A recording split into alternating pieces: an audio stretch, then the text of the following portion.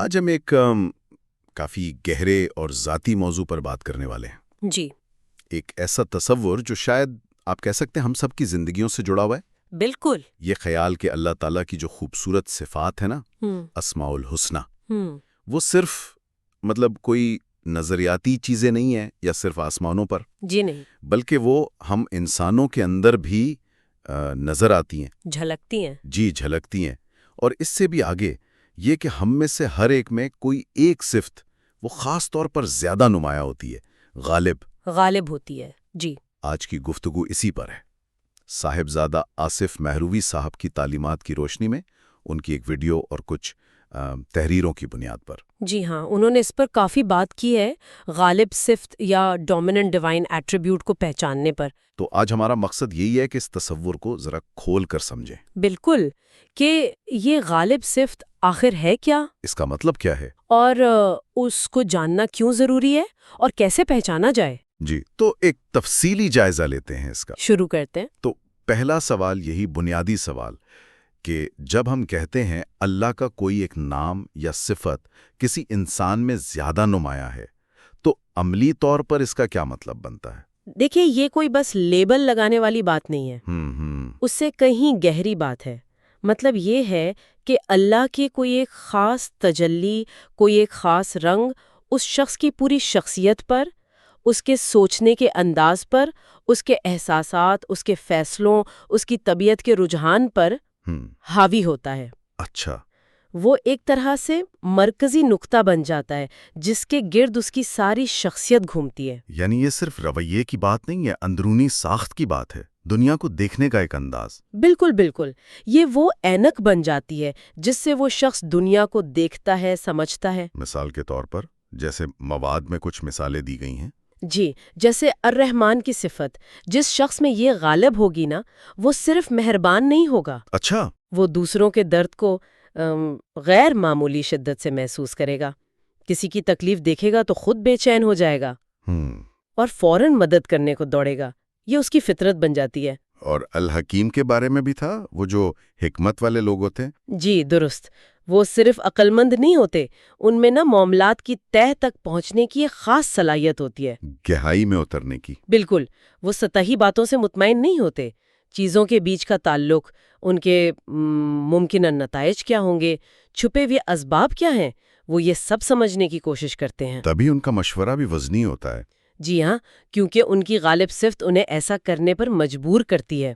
مواد میں العدل کا بھی ذکر ہے، انصاف والی صفت، یہ تو بہت پاورفل لگتی ہے۔ یقیناً، جن میں یہ صفت نمایاں ہو ان کے لیے ناانصافی ناقابل برداشت ہوتی ہے۔ اچھا، وہ فوراً ریئیکٹ کرتے ہیں، چاہے معاملہ ان سے جڑا ہو یا نہ ہو۔ اور ایک مثال الجمال کی تھی، حسن و جمال کی۔ جی، اور یہاں جمال سے مراد صرف شکل صورت کی خوبصورتی نہیں، تو پھر کیا؟ بلکہ ہر چیز میں حسن، ترتیب، نفاست، کمال کی تلاش۔ ایسے لوگ اپنی زندگی میں، اپنے کام میں، اپنے آس پاس کے ماحول میں، حتیٰ کہ تعلقات میں بھی خوبصورتی اور ہم آہنگی لانے کی کوشش کرتے ہیں۔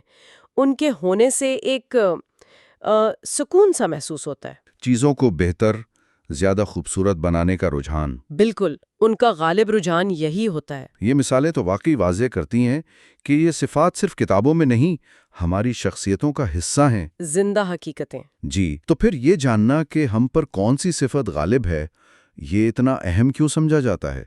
مواد میں اس کے کیا فائدے بتائے گئے ہیں؟ اس کی اہمیت کئی طرح سے بتائی گئی ہے۔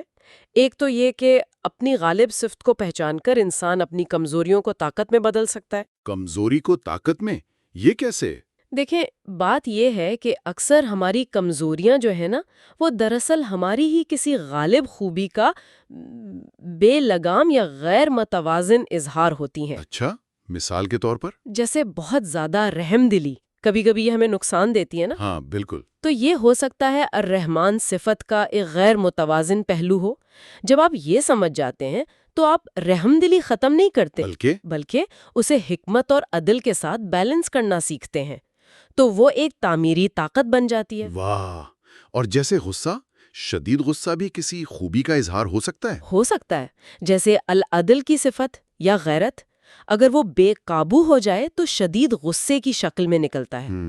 تو اسے سمجھ کر صحیح رخ دینا یہی اصل کام ہے۔ یہ تو بڑا دلچسپ نقطہ ہے، اپنی خامیوں کو دشمن نہیں بلکہ اپنی ہی خوبی کا سایہ سمجھنا۔ جی، اور پھر ان پر کام کرنا۔ اور دوسرا فائدہ کیا بتایا گیا ہے؟ دوسرا فائدہ یہ کہ جب آپ کو اپنی غالب صفت کا پتہ چل جاتا ہے تو آپ اپنی توانائیوں کو زیادہ مؤثر طریقے سے استعمال کر سکتے ہیں، خاص طور پر دوسروں کی بھلائی کے لیے۔ کیسے؟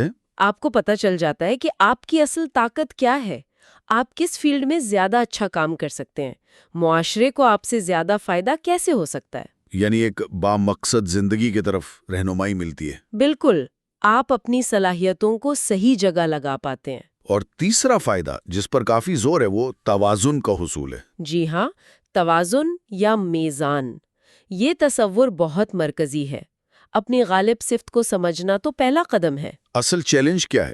اصل چیلنج ہے اس صفت کو شخصیت کے دوسرے پہلوؤں اور دوسری الہی صفات کے ساتھ ہم آہنگ کرنا، بیلنس کرنا۔ کیونکہ کوئی بھی صفت چاہے کتنی ہی اچھی ہو، اگر حد سے بڑھ جائے تو نقصان دہ ہو سکتی ہے۔ اگر اس کے ساتھ دوسری ضروری صفات نہ ہو تب بھی مسئلہ ہو سکتا ہے۔ یہی ذاتی ترقی اور معاشرے میں مثبت کردار کی کنجی ہے۔ بالکل۔ اس توازن کی اہمیت پر مواد میں کچھ ٹھوس مثالیں بھی تھیں، ذرا ان پر بات کریں۔ ضرور، جیسے طاقت یا قوت کی مثال ہے۔ اگر کسی میں یہ صفت بہت زیادہ ہو، غالب ہو، لیکن اس کے ساتھ عدل نہ ہو، رحم نہ ہو، تو کیا ہوگا؟ ظلم ہوگا۔ بالکل، وہ طاقت جبر بن جائے گی، ظلم بن جائے گی۔ تاریخ بھری پڑی ہے ایسی مثالوں سے۔ صحیح۔ اور رحم دلی کے بارے میں کیا تھا؟ رحم دلی بہت عظیم صفت ہے، لیکن اگر یہ حد سے زیادہ ہو جائے اور وہاں بھی نرمی برتی جائے جہاں اصول یا انصاف یا سختی کی ضرورت ہو تو وہ کمزوری بن جاتی ہے۔ جی، اس سے فرد کو بھی نقصان ہوتا ہے اور کبھی کبھی اجتماعی معاملات بھی بگڑ جاتے ہیں۔ حقدار کا حق مارا جا سکتا ہے یا غلط کام کرنے والے کی حوصلہ افزائی ہو سکتی ہے۔ بالکل۔ علم اور حکمت کے بارے میں بھی کچھ ایسی ہی بات تھی۔ جی ہاں، علم روشنی ہے، حکمت نعمت ہے، لیکن اگر علم کے ساتھ عاجزی نہ ہو، خدمت کا جذبہ نہ ہو، بلکہ تکبر آ جائے تو پھر وہ علم انسان کے لیے وبال بن جاتا ہے۔ وہ دوسروں کی رہنمائی نہیں کرتا بلکہ ان کو نیچا دکھانے لگتا ہے اپنی علمیت سے۔ حتیٰ کہ سچائی، اتنی بنیادی خوبی، اس میں بھی احتیاط کا کہا گیا۔ جی، سچ بولنا تو حکم ہے، لیکن کیسے بولنا ہے یہ بھی اہم ہے۔ یعنی انداز، حکمت، نرمی، موقع محل۔ اگر یہ سب نہ ہو، صرف سختی ہو، کڑواہٹ ہو، بے رحمی ہو، تو وہ سچائی بھی فتنہ بن سکتی ہے، دل آزاری کا باعث بن سکتی ہے۔ یہاں بھی توازن چاہیے۔ تو گویا خلاصہ یہ نکلا کہ اپنی غالب صفت پہچاننا آدھا کام ہے۔ جی، اصل کمال اسے دیگر صفات جیسے عدل، حکمت، رحم، صبر، شکر، ان سب کے ساتھ ملا کر ایک خوبصورت متوازن شخصیت بنانا ہے۔ آپ نے بالکل صحیح پکڑا۔ اسی کو میزان قائم کرنا کہتے ہیں، جس کا ذکر قرآن میں بھی ہے۔ اسلام دین فطرت ہے اور فطرت کا بنیادی اصول توازن ہے۔ اپنی غالب صفت کو پہچان کر اسے اللہ کی دوسری عطا کردہ صلاحیتوں کے ساتھ ہم آہنگ کرنا ہی خود شناسی اور روحانی ترقی ہے۔ جی، اسی میں معراج ہے۔ یہ سب سمجھنے کے بعد اب آتے ہیں اس سوال پر جو شاید سب سے اہم ہے۔ آخر کوئی اپنی اس غالب صفت کو تلاش کرے کیسے؟ کیا اس کا کوئی فارمولا ہے؟ مواد میں کچھ سوالات دیے گئے ہیں، کیا وہ مدد کر سکتے ہیں؟ دیکھیں، کوئی پکا پکایا فارمولا تو نہیں ہے، یہ بہت ذاتی اندرونی سفر ہے۔ ٹھیک۔ لیکن ہاں، وہ جو سوالات ہیں وہ اس سفر کا آغاز کرنے میں بہت مددگار ہو سکتے ہیں۔ وہ دراصل آپ کو اپنے اندر جھانکنے، گہرا غور و فکر کرنے کی دعوت دیتے ہیں۔ یہ کوئی کوئز نہیں ہے کہ فوراً جواب مل جائے؟ نہیں، بالکل نہیں۔ یہ اپنے آپ سے ایک مکالمہ شروع کرنے کا طریقہ ہے۔ تو پہلا سوال جو ذکر ہوا وہ بچپن سے متعلق ہے کہ بچپن سے آج تک کون سی ایسی خوبی یا رجحان ہے جو آپ میں مستقل نظر آیا ہے؟ یہ اہم ہے کیونکہ بچپن میں ہم پر وہ جو ہے نا معاشرتی مصلحتیں وغیرہ کم ہوتی ہیں۔ فطرت زیادہ ظاہر ہوتی ہے۔ جی، فطری ساخت زیادہ واضح ہوتی ہے۔ تو کیا چیز تھی جو آپ کو بچپن میں دوسروں سے الگ کرتی تھی؟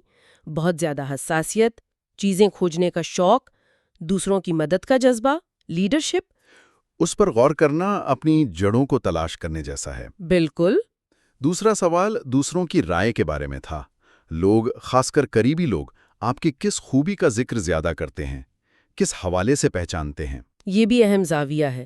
کبھی کبھی ہمیں خود اپنی ان خوبیوں کا اندازہ نہیں ہوتا جو دوسروں کو صاف نظر آ رہی ہوتی ہیں۔ ہاں، ایسا ہوتا ہے۔ تو مخلص دوستوں کی، گھر والوں کی رائے وہ ایک اشارہ دے سکتی ہے۔ وہ کس بات پر تعریف کرتے ہیں، کس مشکل میں آپ کے پاس آتے ہیں۔ تیسرا سوال خواہشات سے متعلق تھا۔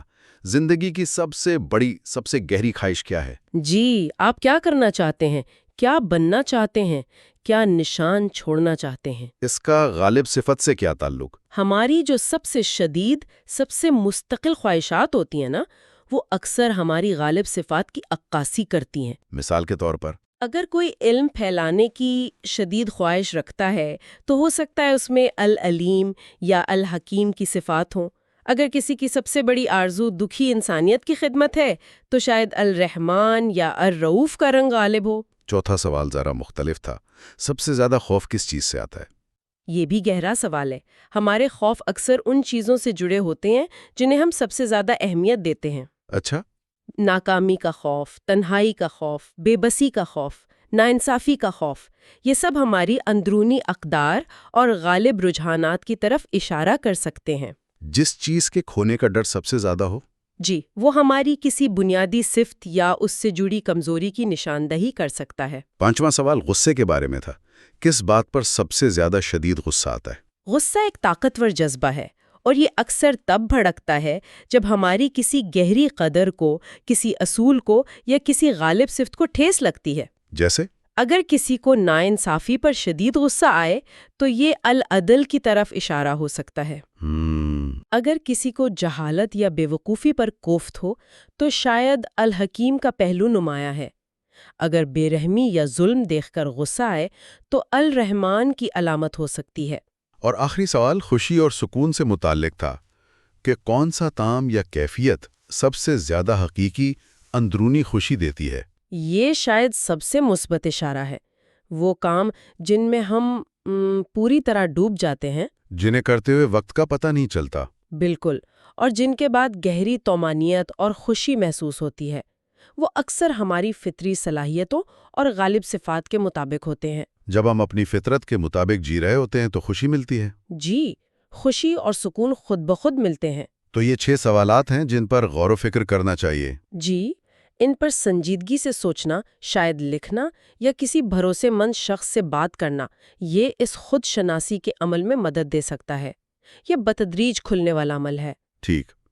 صاحبزادہ آصف مہروی صاحب کے حوالے سے ایک اور اہم بات کہی گئی کہ اسمائے حسنہ صرف یاد کرنے یا وظیفے کے لیے نہیں ہے۔ جی نہیں، انہیں زندہ حقیقتیں کہا گیا ہے جو انسانوں میں ظاہر ہوتی ہیں۔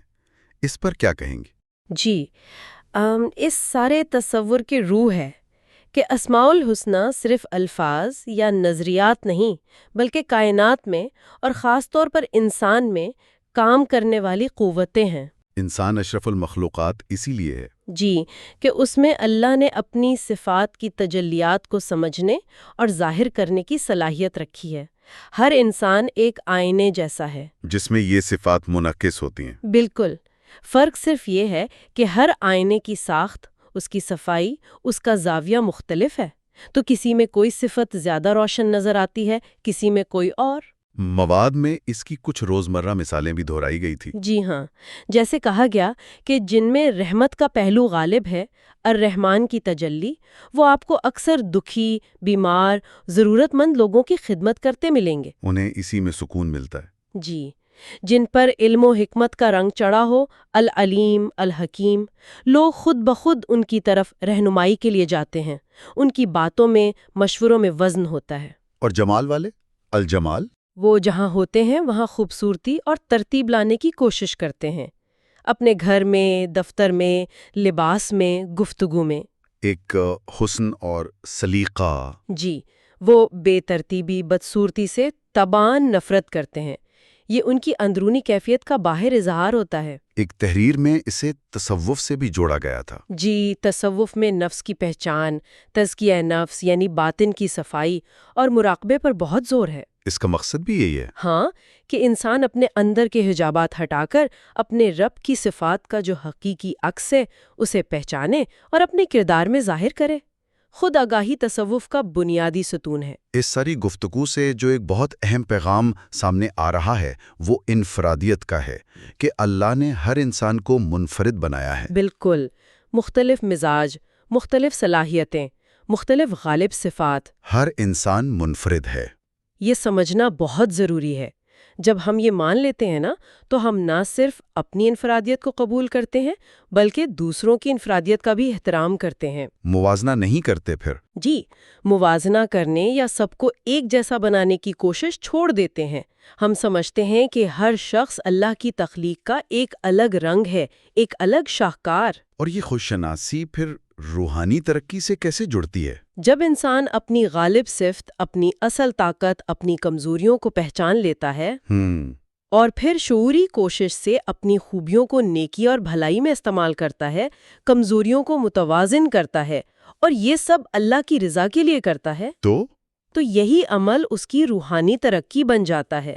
اس کی زندگی میں ایک مقصد آ جاتا ہے، ایک سمت مل جاتی ہے۔ یعنی ایک طرح سے اپنی فطرت کے مطابق جینا اور اسے اللہ کے رنگ میں رنگنا۔ بالکل، جب انسان وہ کام کرتا ہے جس کے لیے وہ بنا ہے، جو اس کی فطرت کے قریب ہے، تو اسے خود بھی سکون ملتا ہے اور وہ دوسروں کے لیے بھی زیادہ مفید، باعث رحمت بنتا ہے۔ اس کی عبادت صرف نماز روزے تک نہیں رہتی پھر؟ نہیں، اس کا ہر وہ کام جو اس کی غالب صفت کا مثبت اظہار ہو، وہ عبادت بن جاتا ہے، چاہے وہ کسی کی مدد ہو، علم پھیلانا ہو، انصاف قائم کرنا ہو یا خوبصورتی تخلیق کرنا۔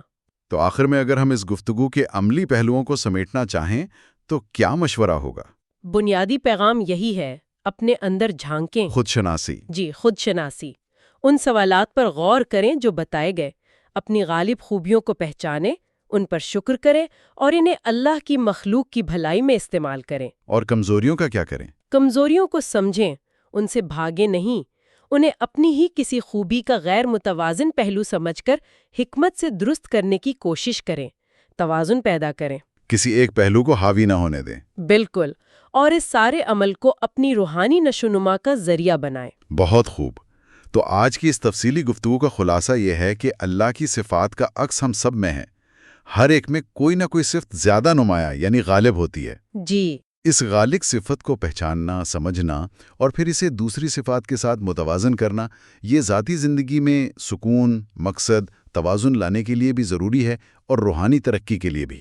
بالکل، اور یہ یاد رکھنا اہم ہے کہ یہ دریافت ایک سفر ہے، کوئی ایک دن کا کام نہیں۔ مستقل غور و فکر۔ جی، مستقل غور و فکر اور خود شناسی، وہ سوالات صرف آغاز میں مددگار ہیں۔ جاتے جاتے ایک نکتہ سامعین کے لیے چھوڑ جاتے ہیں سوچنے کو۔ جی ضرور۔ کیا اپنی غالب صفت کو پہچاننا صرف اپنی ذات کی اصلاح تک محدود ہے، یا یہ ہمیں اس قابل بھی بناتا ہے کہ ہم دوسروں میں اللہ کی جو مختلف صفات جھلک رہی ہیں انہیں بہتر طور پر پہچانیں، ان کی قدر کریں؟ اچھا نکتہ ہے۔ جب ہم اپنے ارد گرد رحمان والوں کو، حکیم والوں کو، عدل والوں کو، جمال والوں کو پہچاننا شروع کریں گے تو کیا اس سے ہمارے آپس کے تعلقات پر، ہمارے معاشرے کی مجموعی صحت پر کوئی مثبت اثر پڑے گا؟ یہ واقعی ایک گہرا سوال ہے جس پر سوچا جا سکتا ہے۔